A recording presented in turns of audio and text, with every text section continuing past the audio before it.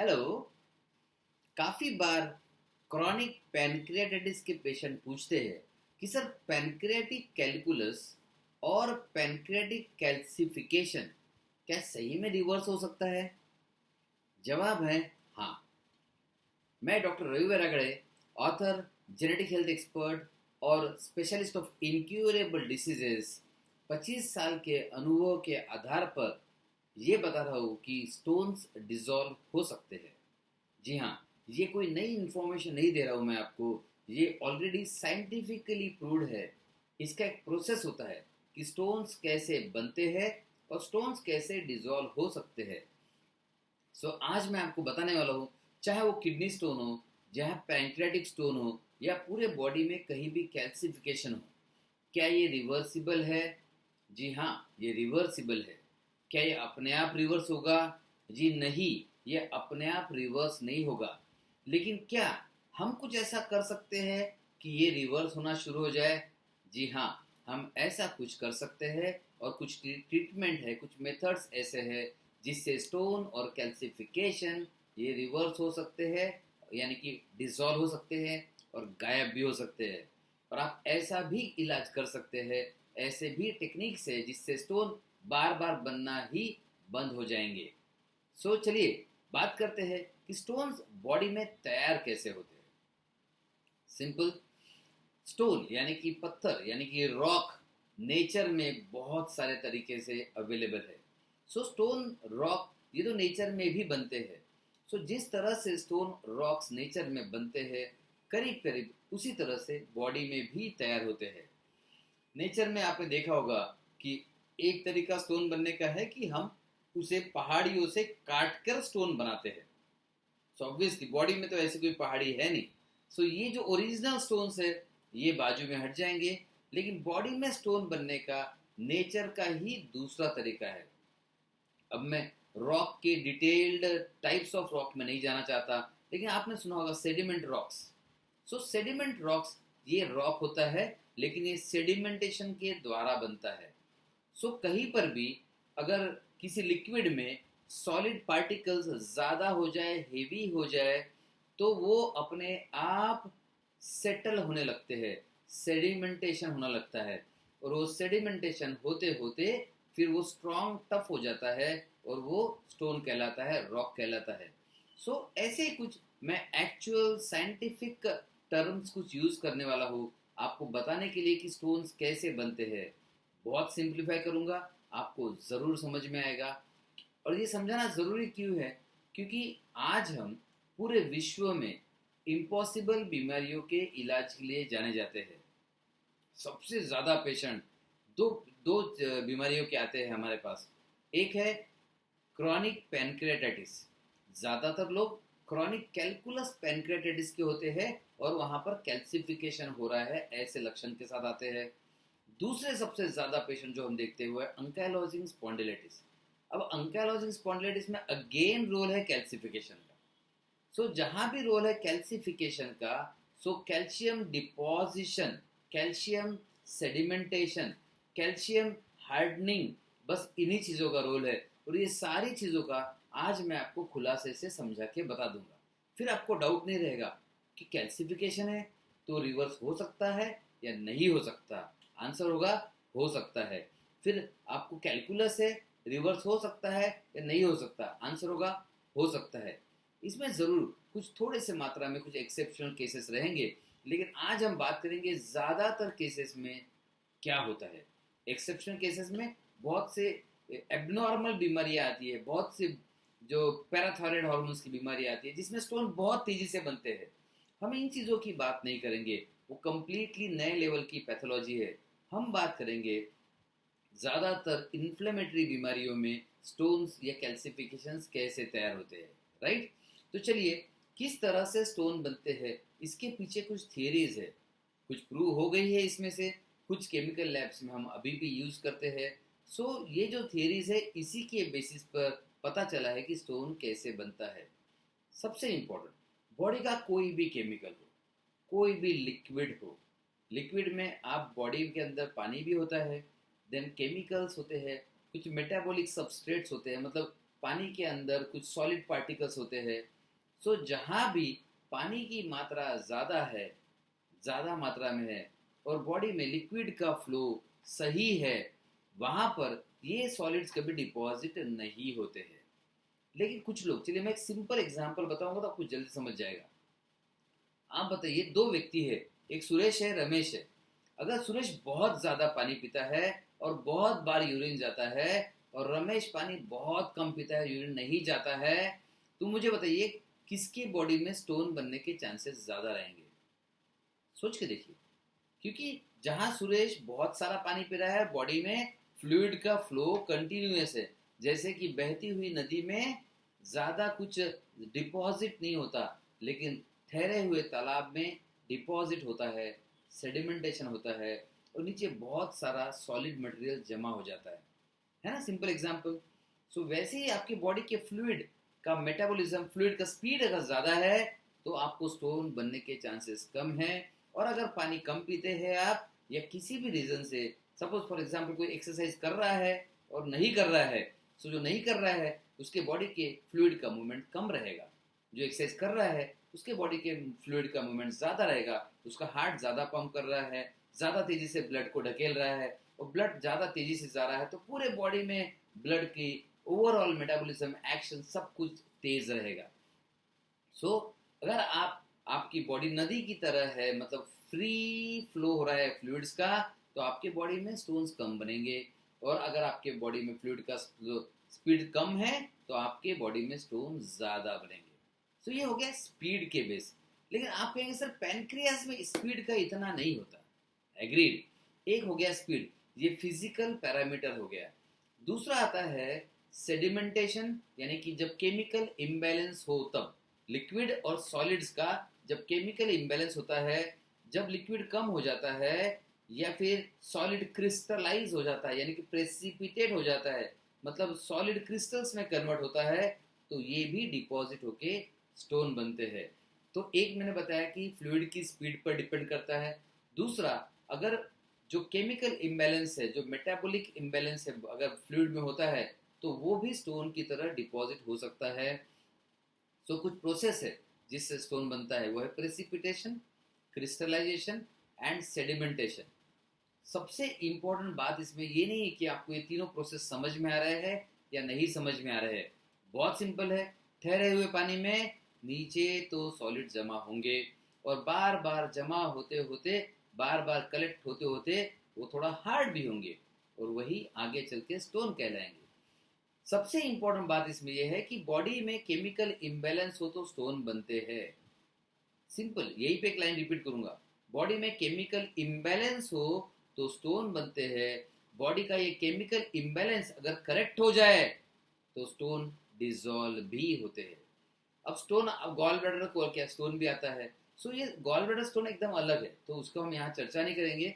हम calcium related stones की बात करेंगे। सो अब मैंने आपको एक तरीके बता दिए किस तरह से स्टोन्स बनते हैं।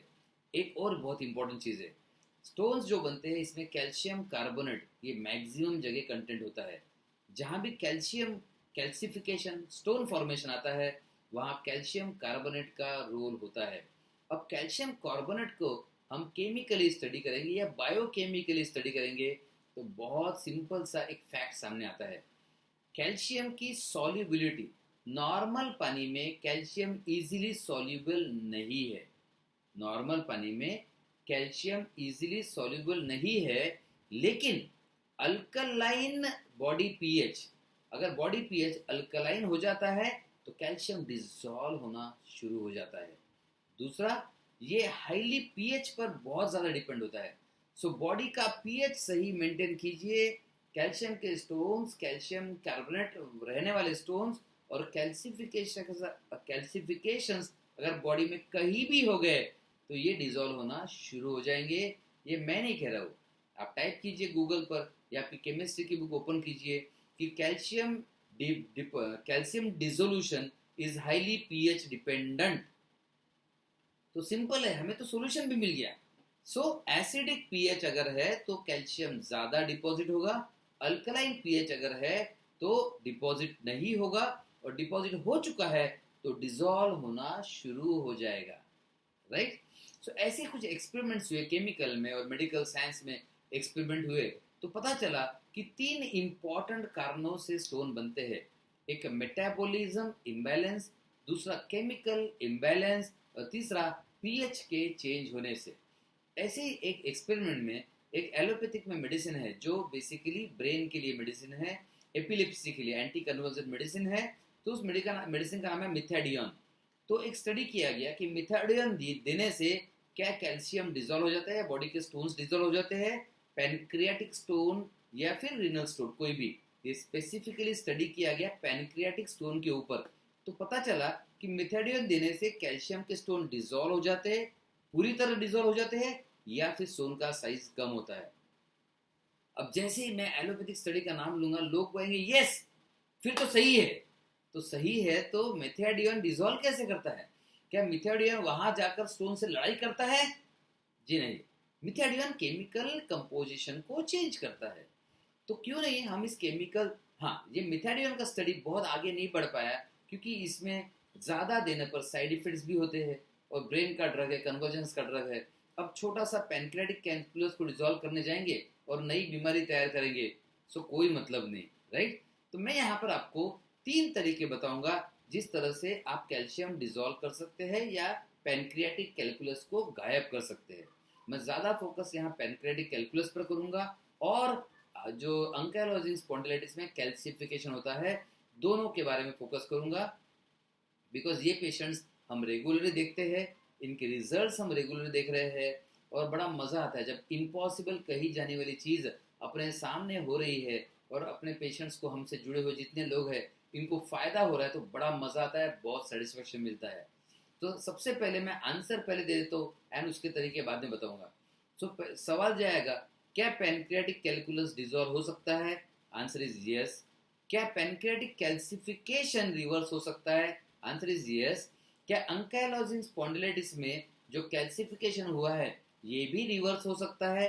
जी यस। बहुत एक्सट्रीम ना हो तो ये डेफिनेटली रिवर्स हो सकता है और मेजॉरिटी केसेस में ये एक्सट्रीम नहीं होता, ये प्रोसेस में होता है और जब प्रोसेस में है बस वो रिवर्स हो सकता है। सिर्फ आपको जो मैं तरीके बताने जा रहा हूँ इसे फॉलो करना है और इसे निरंतर लगातार फॉलो करते रहना है। अगर आप कोई चीज़ फॉलो नहीं करेंगे तो फिर आपको रिजल्ट्स मिलने की दिक्कत हो जाएगी। अब आप कहेंगे सर हम ये मिथाडियन नाम का मेडिसिन रेगुलरली ले तो नॉट रिकमेंडेड, इसका पूरा प्रूफ हुआ नहीं है और इसके साइड इफेक्ट्स बहुत ज़्यादा हैं।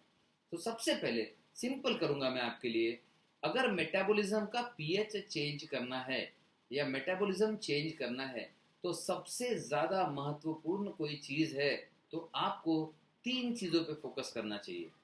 देखिए मेटाबॉलिज्म डिपेंड करता है ब्रेन के पूरे बॉडी के साथ कनेक्शंस के ऊपर। आप देखेंगे पूरे बॉडी में, चाहे हार्ट हो, चाहे आपका इंटेस्टाइन हो, पैनक्रियास हो, स्टमक हो, गॉल ब्लैडर हो, लीवर हो, हर ऑर्गन आपका आपके ब्रेन के साथ कनेक्टेड है। सो आपका ब्रेन हर ऑर्गन के साथ कनेक्टेड है, हर सेल के साथ कनेक्टेड है और हर एक वो चीज के साथ कनेक्टेड है जो किसी भी तरह का एंजाइम सीक्रेट करता हो या हार्मोन सीक्रेट करता हो। सो ब्रेन के हाथ में सारी चाबी है। सो अगर आप किसी तरह से ब्रेन को इन्फ्लुएंस कर सके पॉजिटिवली तो आप बॉडी के मेटाबॉलिज्म को इन्फ्लुएंस कर सकते हैं। सिंपल एग्जांपल बता दो। अब चलिए मैं और डीप जाऊंगा जो मैं बताना चाह रहा हूं आपको। सो ब्रेन को इन्फ्लुएंस करने वाली चीज आपके पास होना चाहिए और ब्रेन को इन्फ्लुएंस करने वाली सबसे इंपॉर्टेंट चीज है माइंड। बिलीव नहीं होता, ओके।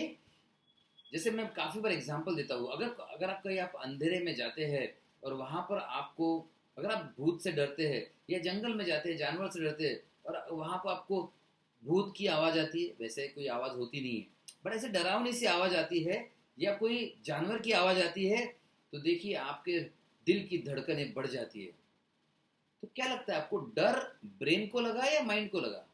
सोच के देखिए। सो डर तो लगा है माइंड को, माइंड ने इफेक्ट किया है ब्रेन को और तुरंत आपको पसीना आना शुरू हो गया, तुरंत आपकी हार्ट बीट्स बढ़ गई, तुरंत आपके हाथ पांव थरथर कांपने लगे। सो देखिए ब्रेन पूरी तरह माइंड के कंट्रोल में है। सो क्यों नहीं इसे ही इस्तेमाल किया जाए आपके स्टोन को रिवर्स करने में। सो हम जब ट्रीटमेंट करते हैं तो हमने देखा है कि जब माइंड को कवर किया जाता है, माइंड को कंट्रोल किया जाता है, तो वो ब्रेन को कंट्रोल करता है। और जब माइंड के द्वारा ब्रेन को कंट्रोल किया जाता है तो ब्रेन आपके बॉडी के ऑर्गन्स पर इफेक्ट करता है। और हमें जिस तरह से माइंड इमोशन रखते हैं उस तरह से पीएच भी बदलता है, मेटाबॉलिज्म भी चेंज होता है और स्टोन्स पर भी फर्क पड़ता है। आप कहेंगे सर माइंड के द्वारा स्टोन्स? जी हाँ, प्रैक्टिकली ऐसे भी हमने किया है कि सॉरी, किसी पेशेंट को कैल्सिफिकेशन है, पेन हो रहा है, एक दिन में उसका पेन कम हो गया, एक दिन के अंदर पेन कम हो गया। अब आप कहेंगे सर सिर्फ माइंड से कम हुआ? जी नहीं, हम जेनेटिक होलिस्टिक इलाज करते हैं। मैं आपको बताने वाला हूँ कि हम किस तरह से करते हैं स्टेप बाय स्टेप, लेकिन ये लाइफ चेंजिंग रहेगा आपके लिए। सो आज के बाद क्या पैनक्रियाटिक स्टोन भूल सकता है, इसकी चिंता छोड़ दीजिएगा। क्या अंकाइलोजिंग स्पॉन्डिलाइटिस का कैल्सिफिकेशन रिवर्स हो सकता है, इसकी भी चिंता छोड़ दीजिएगा। और पैनक्रियाटिक कैलकुलस डिसॉल्व हो सकता है क्या, इसकी भी चिंता छोड़ दीजिएगा। सो पहला, जैसे मैं ब्रेन की बात कर रहा था, तो मैं शुरुआत करूंगा माइंड से। क्या माइंड और बॉडी का पीएच रिलेटेड है? जैसे कि हमने देखा कि अल्कलाइन पीएच में स्टोन्स या कैल्शियम डिसॉल्व हो जाता है, एसिडिक पीएच में स्टोन या कैल्शियम ज़्यादा और सॉलिडिफाई होता है। तो आप देखिए ये पूरे वर्ल्ड वाइड प्रूव हो चुका है कि जो डेंजरस इमोशंस है, गुस्सा, हेट्रेड, नफरत, या फिर जेलसी, या फिर बहुत स्ट्रेस लेना, ये सारी चीज़ें और सारे नेगेटिव इमोशंस बॉडी के पीएच को एसिडिक बनाती है, ये साबित हो चुका है। और वैसे ही जो पॉजिटिव इमोशंस है, यानी कि लव, प्यार, पीस, शांति, देन सेटिस्फैक्शन, फुलफिलमेंट, ये जो हैप्पीनेस, ये सारे पॉजिटिव इमोशंस बॉडी के पीएच को अल्कलाइन बनाते हैं। सो ये क्लियरली प्रूव हो गया है कि बॉडी का पीएच और माइंड का रिलेशन है। सो बॉडी के पीएच का और माइंड का रिलेशन है, तो फिर बॉडी के पीएच का और कैल्शियम डिपोजिशन का और डिसॉल्व होने का भी रिलेशन है। सो माइंड का डायरेक्ट कनेक्शन बॉडी के हर सेल्स के साथ है ब्रेन के द्वारा। सो क्यों नहीं इसका फायदा उठाया जाए। इसीलिए हम माइंड रीप्रोग्रामिंग को एक ट्रीटमेंट का बहुत अहम हिस्सा मानते हैं, क्योंकि हमें पता है हमने अगर माइंड के थ्रू ब्रेन को सही इन्फ्लुएंस कर दिया तो ब्रेन ऑर्गन्स को सही इन्फ्लुएंस करके, मेटाबॉलिज्म को चेंज करके हमें राइट पीएच देके स्टोन को डिसॉल्व कर सकता है, कैल्सिफिकेशन को भी डिसॉल्व कर सकता है। और ये हमारे इतने सारे जो पेशेंट्स हैं उनके इसमें रियल लाइफ रिजल्ट्स में रोजमर्रा हम देखते हैं। सो वन हो गया माइंड। सेकंड आता है राइट मेडिसिन। जी हाँ, जिसे मिथाडियन पे सर्च हुआ, बट वो अनफॉर्चुनेटली राइट मेडिसिन साबित नहीं हो सका, और वो फिजिकल कंपोजिशन चेंज कर रहा है और स्टोन को डिसॉल्व करने में हेल्प कर रहा है। लेकिन मेरा छोटा सवाल है आपसे कि बॉडी में स्टोन क्यों बने? क्योंकि मेटाबॉलिक इम्बैलेंस आए। अब मेरा सवाल है, मेटाबॉलिक इम्बैलेंस क्यों आए? किसी ना किसी कारण से तो आए होंगे। तो क्या इन कारणों का मेडिसिन अवेलेबल है? बस इतना देखना है आपको। मतलब बॉडी के अंदर के सिस्टम को चेंज करने वाला अगर मेडिसिन मिल जाए तो ये सारे रिजल्ट्स आपको मिल सकते हैं। जी हाँ, हम डील करते हैं जेनेटिकली टारगेटेड होम्योपैथिक मेडिसिन में। सो होम्योपैथिक मेडिसिन आपने सुना होगा कि ये जड़ से काम करती है, ये अंदर से काम करती है। मतलब एग्जैक्टली क्या करती है? होम्योपैथिक मेडिसिन बॉडी के अंदर के मेटाबॉलिज्म को चेंज करती है, और जैसे जैसे बॉडी के अंदर का मेटाबॉलिज्म चेंज होता जाएगा, स्टोन्स अपने आप डिसॉल्व होते जाएंगे। और ये पाया गया है कि बॉडी के मेटाबॉलिज्म अगर कोई चेंज कर सकता है तो वो है होम्योपैथिक मेडिसिन। सो जेनेटिकली टारगेटेड होम्योपैथिक मेडिसिन से ये कैलकुलस डिसॉल्व हो सकते हैं। बट हम जो करते हैं, हम सिर्फ मेडिसिन पर डिपेंड नहीं रहते, क्योंकि डॉक्टर हैनीमन जो होम्योपैथी के जनक है, इन्होंने कहा है कि मेडिसिन के साथ साथ जो मेंटेनिंग फैक्टर्स है उनकी भी केयर की जाए। इसलिए हम माइंड पर भी काम करते हैं। अब पहला पॉइंट हो गया माइंड, दूसरा हो गया मेडिसिन। अब तीसरा सबसे अमेजिंग पॉइंट और आपको सबसे आसानी से समझने वाला पॉइंट, आपको सबसे आसानी से समझेगा, लेकिन फिर भी मैं कहूंगा सिर्फ एक चीज पर डिपेंड मत रहिए, क्योंकि सिर्फ एक चीज पर एक तो आप कंसिस्टेंटली डिपेंड नहीं रह पाएंगे, और दूसरा अगर आप कंसिस्टेंटली डिपेंड नहीं रह पाएंगे तो आपको रिजल्ट नहीं मिलेगा।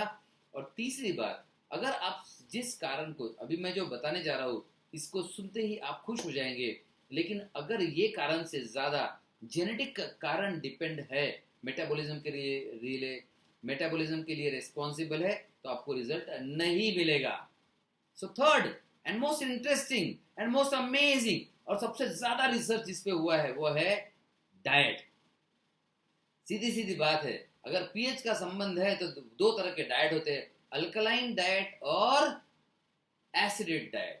तो आपको सिर्फ इतना करना है कि एसिडिक डाइट को कम कम करते जाना है और अल्कलाइन डाइट को बढ़ाते जाना है।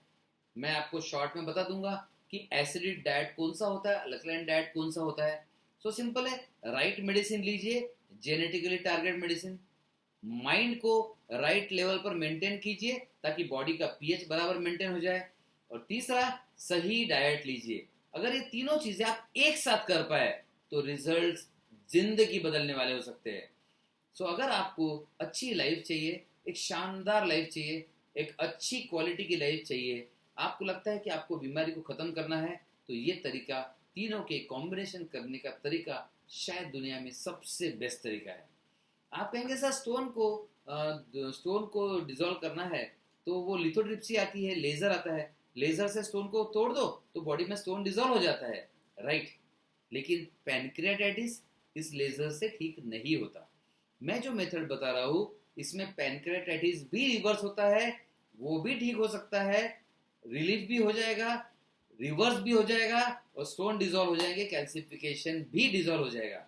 सो स्टोन के पीछे मत पड़िए, पूरी बीमारी ठीक करके आप खुद को हेल्दी बनाने की कोशिश कीजिए। तो चलिए बात करते हैं कि एसिडिक फूड क्या होता है। डेयरी प्रोडक्ट्स, मिल्क, ये एसिडिक में आता है। एग्स, मीट, नॉनवेज ज्यादातर एसिडिक में आता है। ग्रेन्स जो होते हैं वो भी थोड़ा एसिडिक की तरफ ही जाते हैं। Processed and can food again acidic जाते हैं। Then sugar, soda, cold drinks, ये सारे एसिडिक में जाते हैं। अब आते हैं, ये चीजें आपको नहीं लेनी है या कम लेनी है, बंद कर दो, ज्यादा अच्छा है। आप कहेंगे सर सारी पसंद की चीजें तो सर इसी में है। चलिए अब बात करते हैं अल्कलाइन फूड की तरफ। अब ये भले ही सबको पसंद नहीं है, लेकिन सबको पता है कि ये लेंगे तो वैसे ही सेहत और स्वास्थ्य अच्छा बना रहेगा। सो अल्कलाइन फूड में आते हैं fruits, vegetables, soybean, tofu, again a soybean preparation, nuts, seeds, legumes और वाटर, बहुत सारा पानी। यानी कि आप जितना नेचुरल खाना खाएंगे उतना आपको अल्कलाइन पीएच मेंटेन करने में आसानी होगी। और जितना आप अल्कलाइन पीएच मेंटेन करेंगे और आपने गुस्से को, एंजाइटी को, फियर को, पैनिक को कंट्रोल में रखेंगे तो आपका पीएच और अल्कलाइन होता जाएगा और उस समय आप राइट मेडिसिन देंगे तो आपको राइट रिजल्ट्स मिलेंगे। सो उम्मीद करता हूँ ये वीडियो आपको बहुत पसंद आया होगा, क्योंकि आज मैंने उस चीज पर बात की जिस चीज पर सबको बहुत सारे सवाल होते हैं। सो प्लीज इस वीडियो को ज्यादा से ज्यादा शेयर कीजिएगा, ज्यादा से ज्यादा लोगों तक पहुंचाइएगा। चाहे किडनी स्टोन हो, पैनक्रियाटिक स्टोन हो या फिर अंकाइलोसिंग स्पॉन्डिलाइटिस का कैल्शियम डिपोजिशन हो, आप ये तीनों चीजों को यूज करते हैं तो इन सारी चीजों को आप रिवर्स कर सकते हैं। आपने अब तक सुना होगा कि ये बीमारियां कभी ठीक नहीं होती। पता है क्यों ठीक नहीं होती? क्योंकि तीनों चीजें एक साथ आपने कभी नहीं की। सो मौका है आपके पास, कैसे भी कीजिए, ये तीनों चीजें एक साथ कर सकते हैं।